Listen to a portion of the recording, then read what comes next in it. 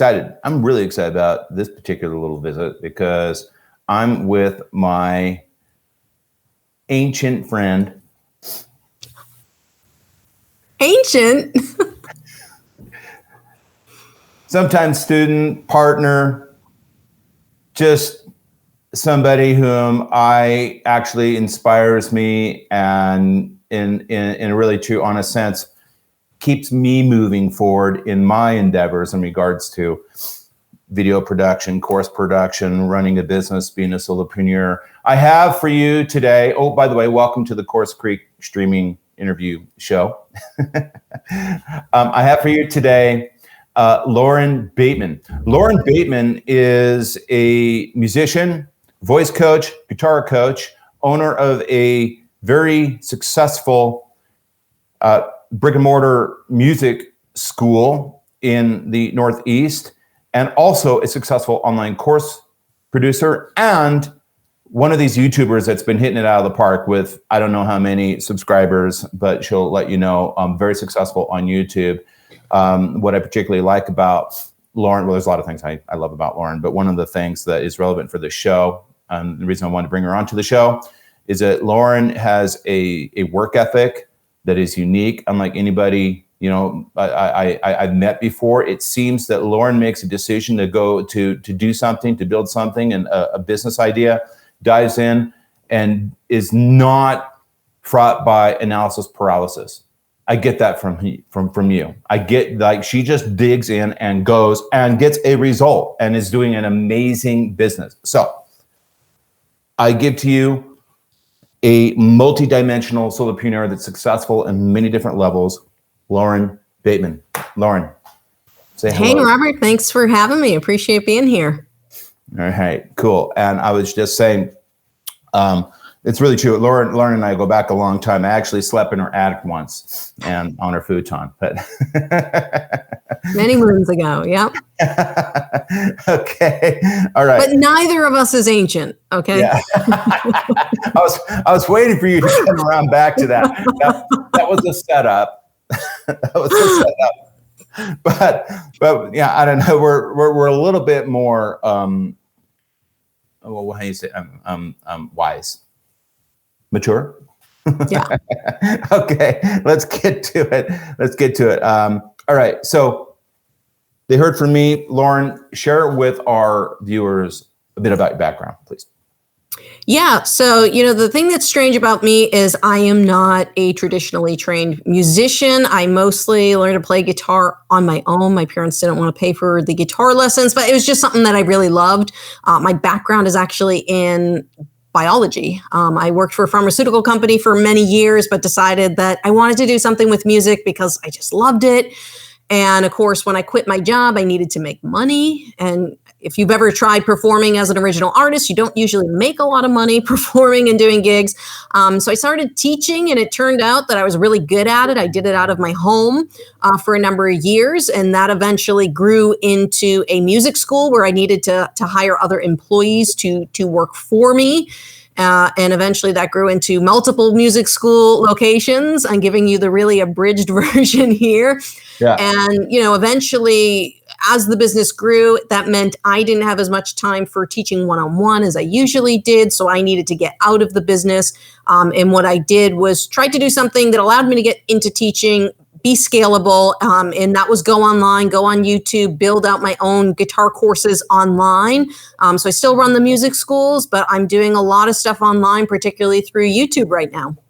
Yeah, fantastic. And we're going to dive right into that and talk about your new how to better monetize. It's not the name of your course, but in fact, I have your course. I had it here. Oh, yes, it is. I love the name. fulltimeyoutubers.com level up system. I'm screwing that up. Lauren, what's the name of your YouTube course? Yeah, the YouTube course, it is the level up system. The website's leveluponyoutube.com. And it's just a system that I went through. I've worked with a lot of coaches. I've gone through a lot of different courses, and it was kind of a lot of the things that I learned from taking some of these courses, some of the things I learned on my own or from other people that gave me advice. So I kind of threw it all into one single resource. help, and what can students expect to take away from it after getting completed or certified? Like, what you've made this, and describe the avatar of your student that you're targeting with this new really cool course.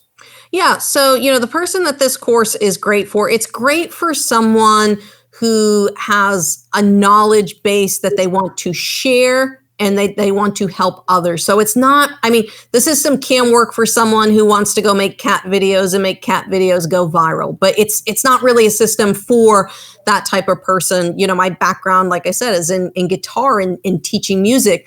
So I want to help people who have a service type skill. You're a fitness person, you're a musician, you're a mechanic, you're a cook. And you don't even have to be a professional cook. If you just like cooking and you have some knowledge that you would like to share with people, you can do that on a platform like YouTube and work on a way to monetize that. And that's what I go through in this course, is how to really get started from the ground up if you've never started a YouTube channel before, or maybe you're someone who's been on YouTube, for a little while and you're feeling kind of stuck. You got like 500 subscribers, 600, or your channel's kind of like plateauing, not really growing. So you want to get that going. So that's really who this channel is for. Absolute beginners or people who've been on YouTube but are feeling stuck and want to find out some of the strategies they can use to help the YouTube algorithm go in their favor and grow their channel a little bit faster. Okay, now that sounds like how to grow a YouTube channel, but that's a little different than alternative monetization techniques for your YouTube channel, other than just hitting the monetization button and letting the ads run. So could you clarify that? Absolutely. Yeah. So, I talk to a lot of small YouTubers. So these are people with hundreds of subscribers, maybe only a few thousand subscribers. And everyone is so focused on YouTube ads. But the thing with YouTube ads is you need a minimum of 1,000 subscribers and 4,000 hours of watch time to even qualify for YouTube ads. And once you do, you're earning like pennies a day. I think the first day on YouTube when I got qualified for YouTube ads, and it took me about a year and a half to do that, was maybe like 10 cents. So I was like really making it big with YouTube ads. But I started selling a course before I could get monetized. And when you're selling a course, you can really capitalize on, I think, the real value of what YouTube is. Because YouTube is a way to get attention, to find customers, to find clients, and send those leads over to a website or some kind of course sales funnel, something like Teachable or Kajabi, and send them over to a course funnel where they will buy your products. Because if you help people, they will want to do business with you. And that's the bottom line. So that's what I really focus on in this course, because I think a lot of YouTube courses out there, they teach you how to grow on YouTube, and they give you some monetization options, but they don't really tell you how to make really good money on YouTube. And honestly, that's not in YouTube ads. I do make a lot of money with YouTube ads, but the majority of my income comes from sending leads from YouTube over to my website to go buy my courses.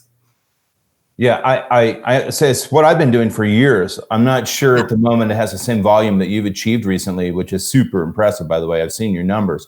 But I've never used my YouTube channel in the singing business or the CourseCREEK to just like earn dough on monetization. I've turned it on a few times, but I'd make like $7.89 and I just turn it off because my competitors are running ads over my videos anyways. It's always been sort of a lead magnet that drives traffic to my domain, where then I can sell them a course or offer a course or get more an opportunity to nurture the client a little bit more. Right. So. And the thing with YouTube now, I don't think a lot of creators know this, but this is a newer thing that YouTube just came out with its terms of service. Whether you want them to monetize your videos or not, they're going to monetize your videos.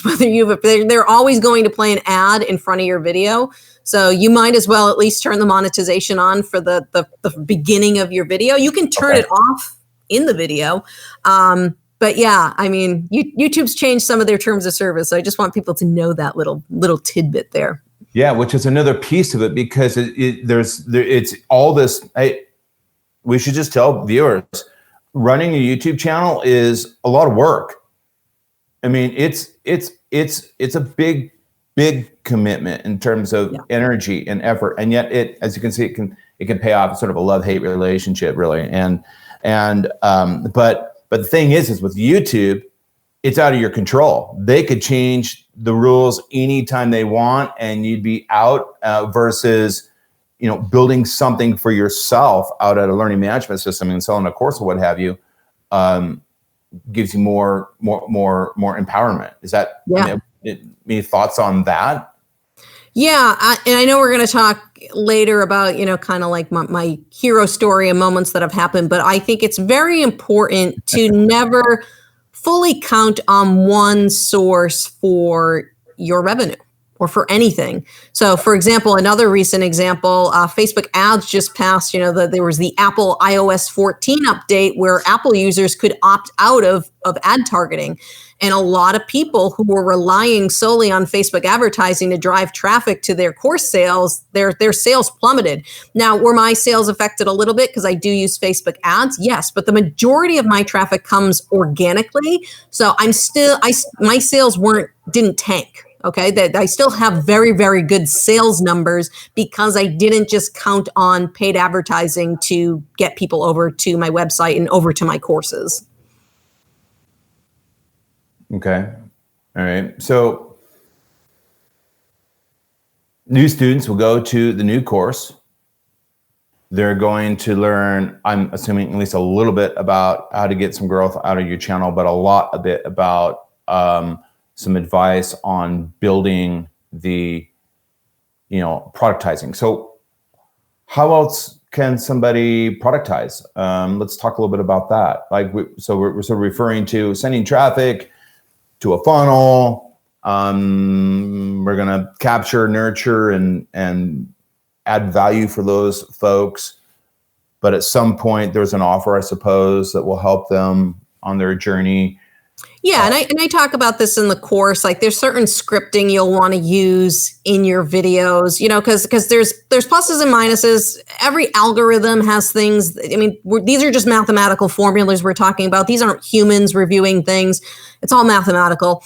And the YouTube algorithm doesn't necessarily like when you tell someone to leave YouTube. They want people on YouTube because they make money with ads. So, you don't want to. Every video, you don't want to be like, hey, go check out my course. Hey, go check out my course. But you do want people to do that. So there's different things we can do either in the descriptions, the comments, or within the video itself too, to say, hey guys, whether you're going to do, a free lead magnet to start gaining emails. Maybe you don't have a course yet, but you want to start building a mailing list so that when you do eventually have a course, you've got some people who said, hey, I'm interested in something you've done, whether it's a PDF or, so traditional lead magnet type thing. And then, of course, there's courses where you can send people over, hey, if you like what's going on in this video, I do have an entire course on this. Go over to my website, check it out. I'll put a link in the description below. You can see how often I've done that I can just do it like that.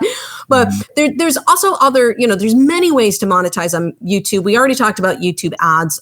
There's affiliate programs. So maybe you don't want to sell your course. Maybe you want to sell someone else's course. You can still make a lot of money doing affiliate products for someone else, so that is a strategy. And it's very similar to what you would do if you were building your own course. I have a few affiliates that I work with, and, you want to send traffic over to those and you can make sales. There's Amazon affiliates. I mean, there's many, many ways to monetize on YouTube.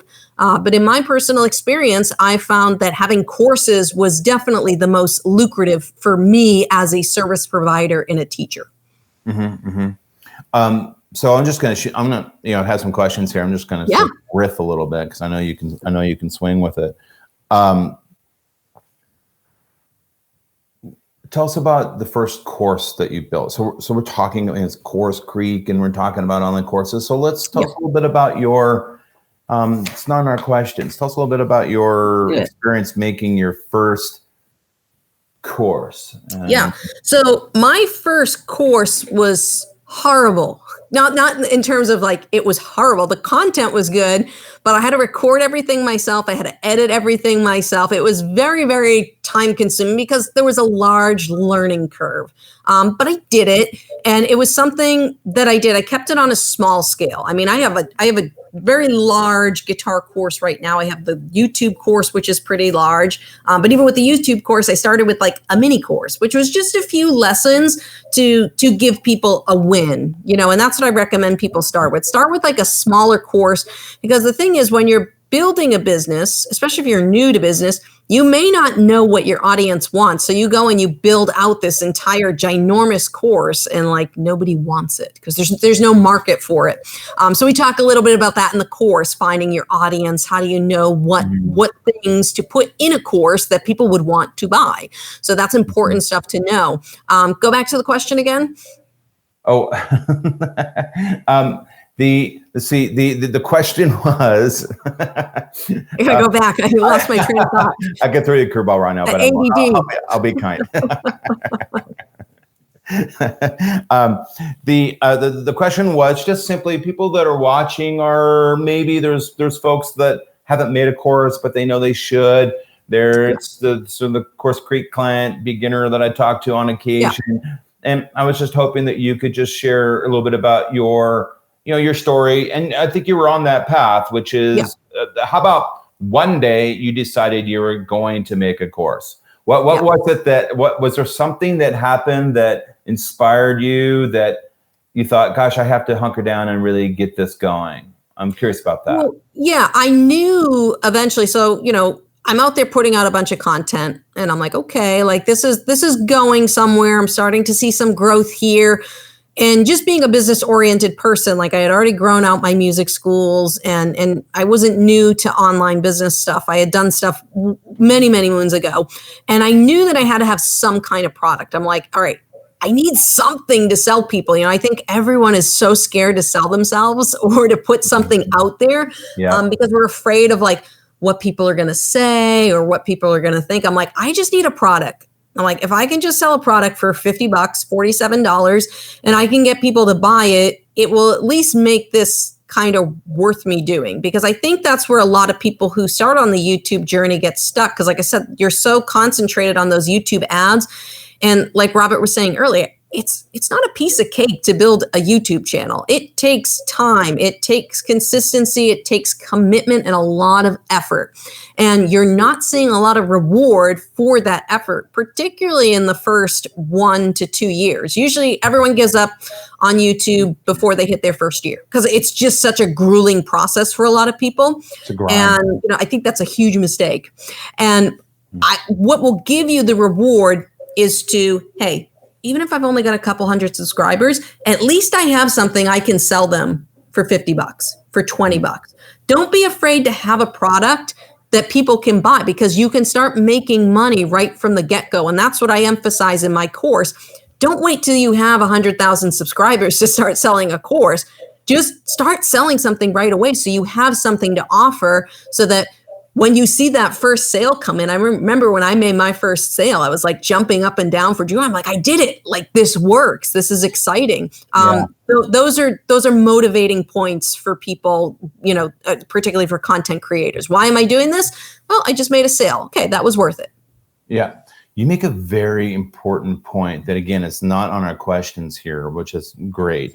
And that is, you're making me sort of reflect back when I was at the Vocalist Studio, would have been 10 years ago or more.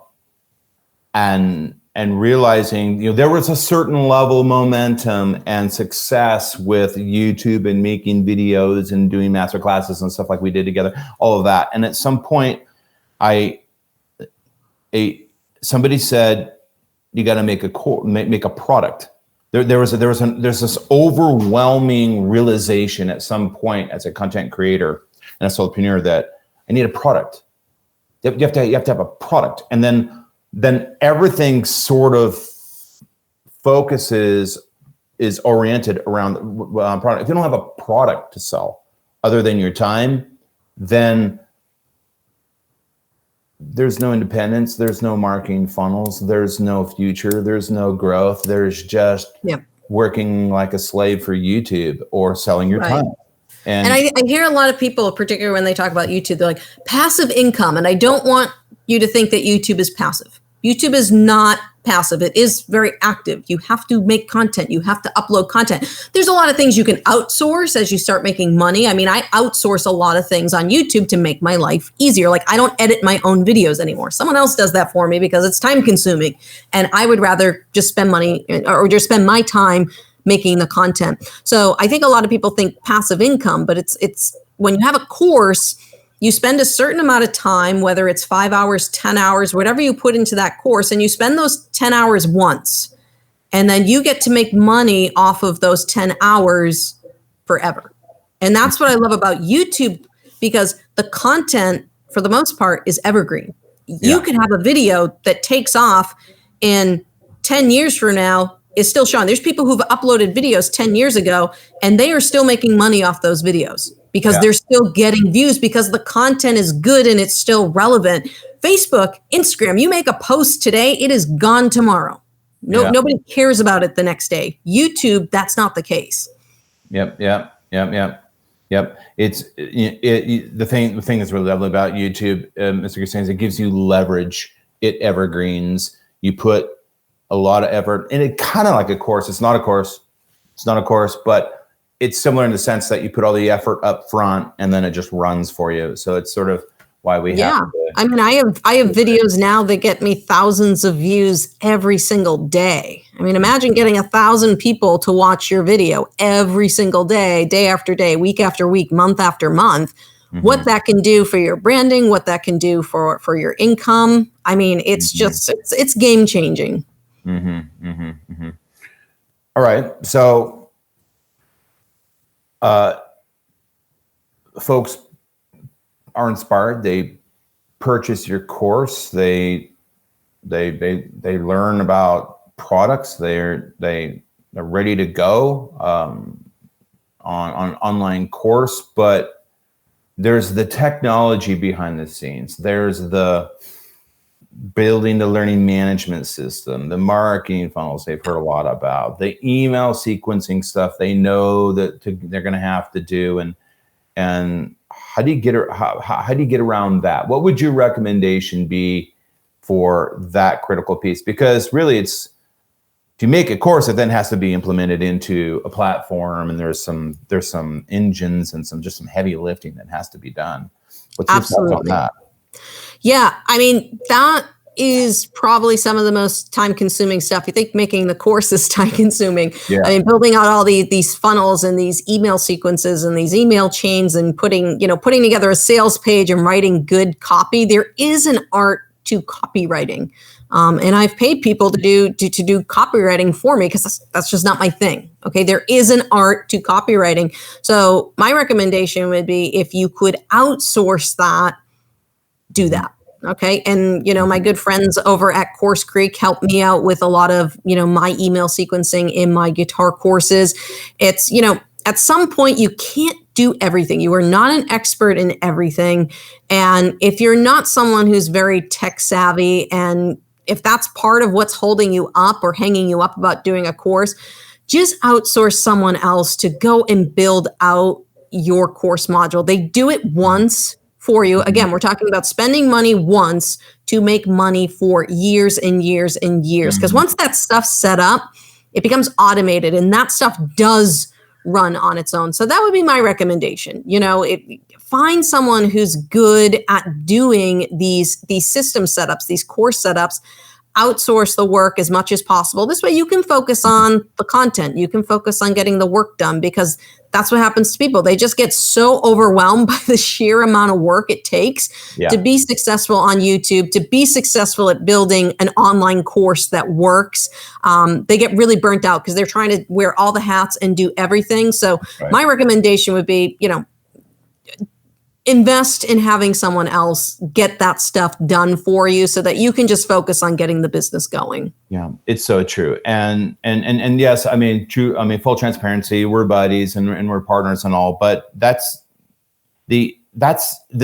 not about necessarily, hey, by the way, CourseCREEK does this for you guys, but that's not the message I want to send at the moment. It truly is. I've done it both ways. I've done it both ways. That's the point. That's the message is you cannot do it yourself. It's impossible. I've tried more. I mean, that's how I got here. That's how Lauren and I got in this interview. There's like 12 different skill sets and professions that have to be done at the same time. There's copywriting, there's building websites, there's graphic design, there's instructional design, there's video takes, there's video editing. You can't do it all. So she's right. Get a good deal and find somebody that can build it for you. Think about it this way. You do something on your own, particularly when we're talking about copywriting. If you don't know how to write copy, you definitely should hire someone to write copy for you. Think of you write a sales page. It's a crappy sales page. It converts at like 0.5%. You pay someone some money to write a sales page that converts at 4%, 3%, 2%. Yeah. You're gonna sell 4 times as many courses just spending a little money and having someone write good sales copy for you. That was probably one of the biggest regrets I have, was just having like this really dinky short sales. Again, I didn't know what I was doing. Yep. Right? I was learning as I was going. Yeah. And later down the road, I spent some money to have a copywriter write a sales page for me. And I was like, holy crap. It was so good. I mean, it's a good sales page. And I was just like, I probably lost hundreds of thousands of dollars by just trying to write the copy myself. And to the copy, the words on the page are arguably, I've heard some like Forrest Linden and Jeff Cobb, which are professionals in the industry and been hobnobbing with in online course and learning and development. And they both have said, and we're saying that the copy tends to be the least understood and the least appreciated piece. It's the piece that people tend to ignore the most. Oh, I'll just go ahead and write. I know my product and my business. I can write this out myself. And yet it's arguably the most important thing, that copy. And so it's sort of ironic in that way, where people say they blow off or they go half-ass on the copy, and you really can't. You need professional copywriters to do it. And there's a formula and a science behind it and all this stuff. It's just one more thing that I don't have time to learn how to do. Yeah, all comes down to time. Okay. Hey, we were talking about affiliates. I'm going back a little bit. Is the course going to have an affiliate program? Yeah, absolutely. We're going to set up a full affiliate program. And, if you guys are interested in being part of that affiliate program, you can just shoot me an email. It's info@laurenbateman.com, info@laurenbateman.com. If you're interested, once we get that set up, we can get you into the funnel there. So just shoot me an email. More than happy to help. Right. Because that could be really useful with agencies. Yeah. Okay.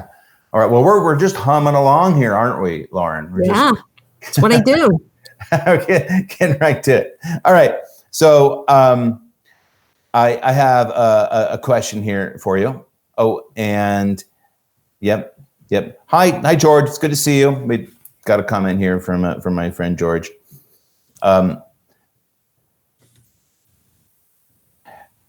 Lauren, here's the fun part. Would you be kind enough to share your hero story? A time in your life or career you can remember when you felt like you had hit rock bottom. How did you recover from that? Keep going, begin to win to become the success you are today.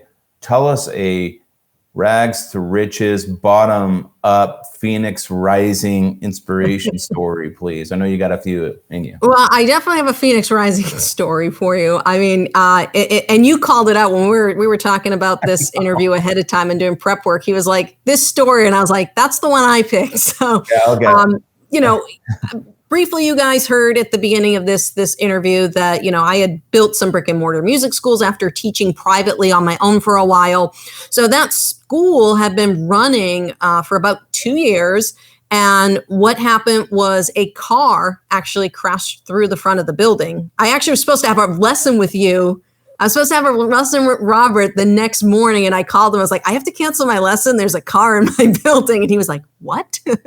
So this woman had just drove through the front of the building. You remember that? Was that? Yes, I do remember. I remember the whole thing. It seemed amazing. And was that the same, just because that's the same building that I did my masterclass at by chance? It was the same building you did the masterclass in. Yep. Okay. So, yep, exactly. Same building. And, so the building ended up being condemned. And at this time, we had about 150 students. I had 150 students. I maybe had like 5 or 6 teachers and myself. So, and an administrator. So it's like, okay, this is bad because I have a building I can't use. I have 150 people who are waiting to see what's going to happen with their lesson next week. So immediately I'm just like, I mobilize. I'm like, okay, we're going to go back to my house, which was an absolute nightmare. I had people taking lessons in my dining room, in my living room, like every room in the house we turned into a lesson room. And I also had some stuff going on at a church up the street. I was just like, I need to keep this going because my entire earning was in this one single location. And this is going to come around later when I get to the end of this hero story. So this was also the year in Boston, because I'm in the Northeast, that we got like 8 feet of snow in a month. So I have no location. I have no parking because there's snow everywhere. It was the snowpocalypse of 2015. And I'm just trying to hum along. And every night I went to bed saying, just one more day, just one more day. And every morning I woke up going, I can't do this. I'm going to quit. Really? And every morning, literally for 8 months. I did that for 8 months. That's how long it took us to get back into a new commercial location that I built out. But one, it wasn't just about me at that point. It was about employees who were counting on me. I knew I would be fine. Like I could just go back to teaching in my house. I was still teaching in the school a little bit at the time. So I was like, okay, I can just go back to teaching in my house. But what about all these people? What about these employees? They need this job. They have families to feed. So I was doing it more for them because literally if it was just me, I would have shut down and gone back in my house and probably curled up in a little ball. But I couldn't. I was just like every night, like I said, all right, just one more day, get through tomorrow. And eventually 8 months later, I was able to secure a new location and build out a whole new music school. Now, what did this teach me?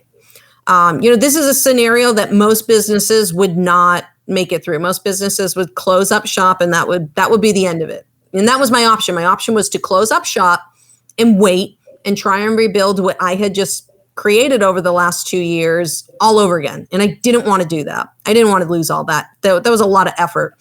So it taught me how important it is to have multiple income sources. Okay, my entire income was on this one single location. Okay, I had multiple income sources from teachers, but it was all brick and mortar.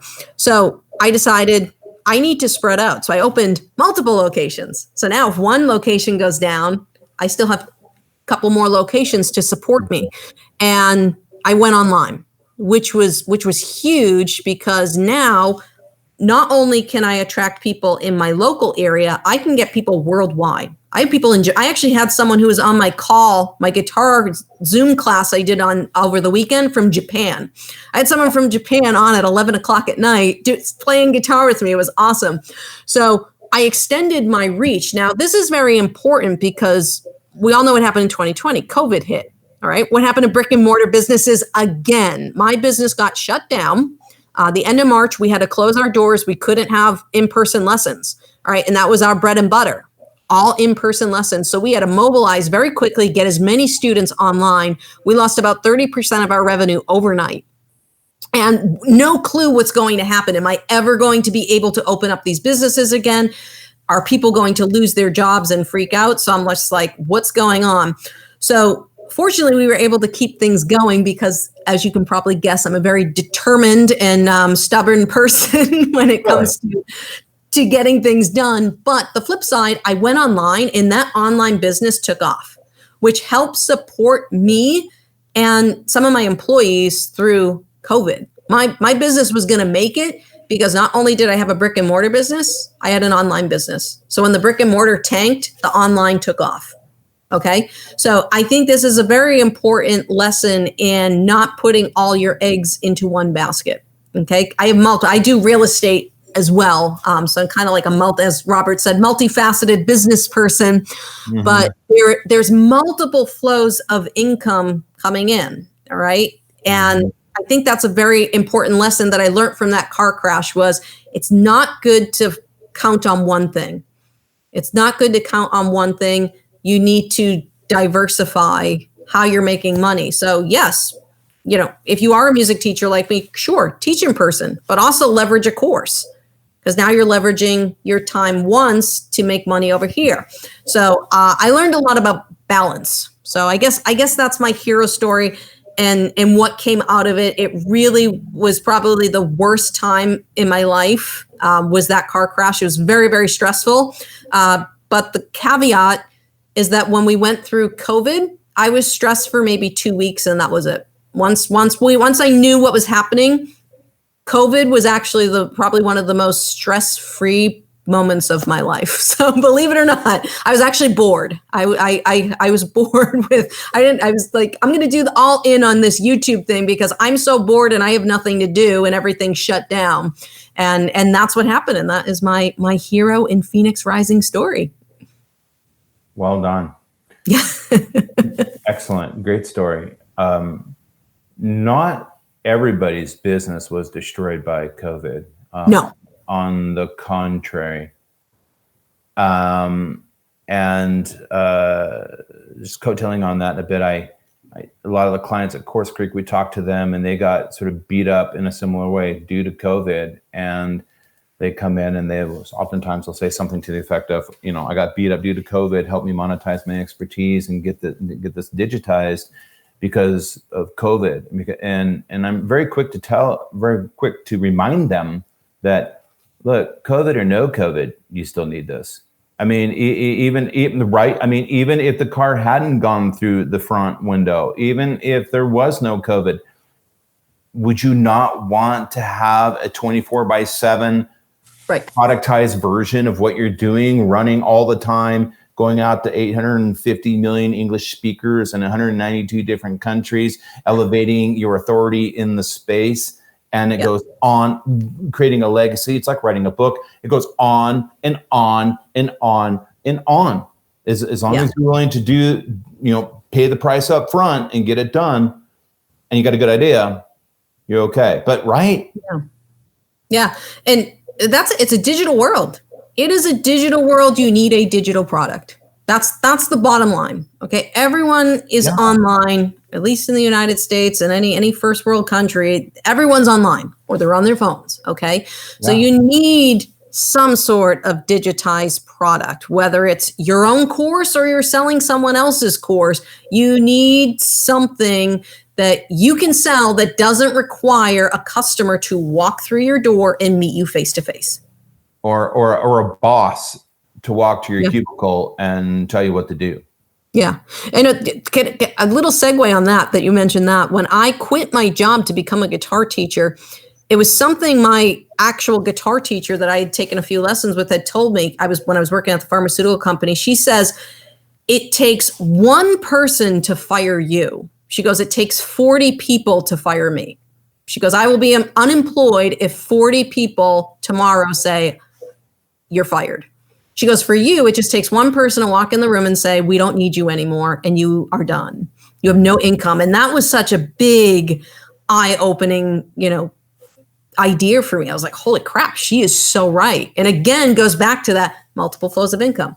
Don't have just one customer. Don't have one, have big customers, but it's like have lots of different things in different spots, because if one thing falls apart, guess what? You've got all these other little things over here to fall back on. Indeed.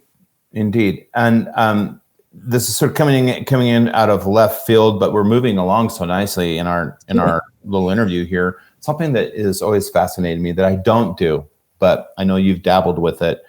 Just curious. Patreon. In terms of other little sources, things you can do, YouTube channels, it seems to be a thing. And could someone come to you to get advice about Patreon? So I've used Patreon, and I do make money off of Patreon. every month.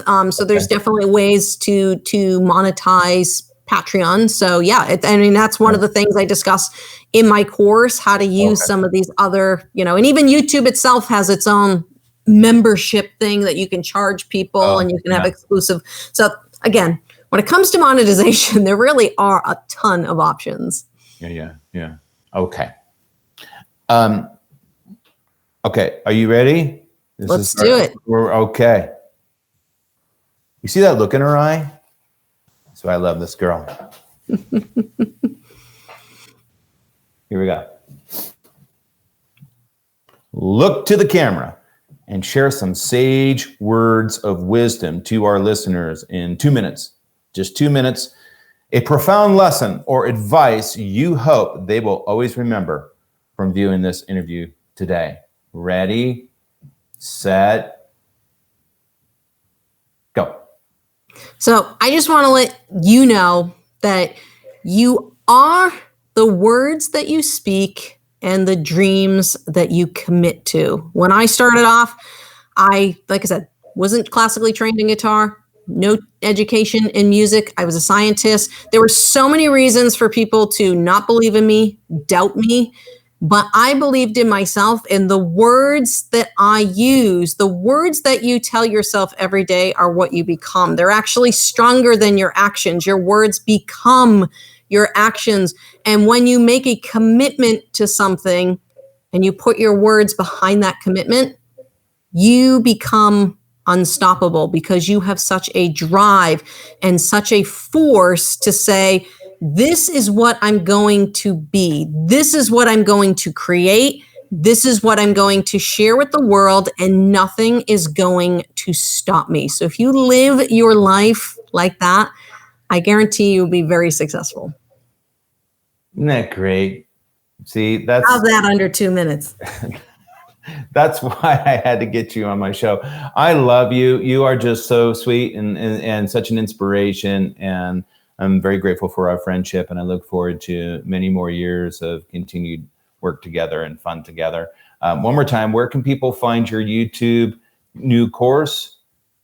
Yeah, the new course is at leveluponyoutube.com. It's on pre-sale right now, leveluponyoutube.com. If you go there right now, you can save $300 on the pre-sale. It's a phenomenal course, so definitely go check that out. Yeah, look, folks, it's going to be great.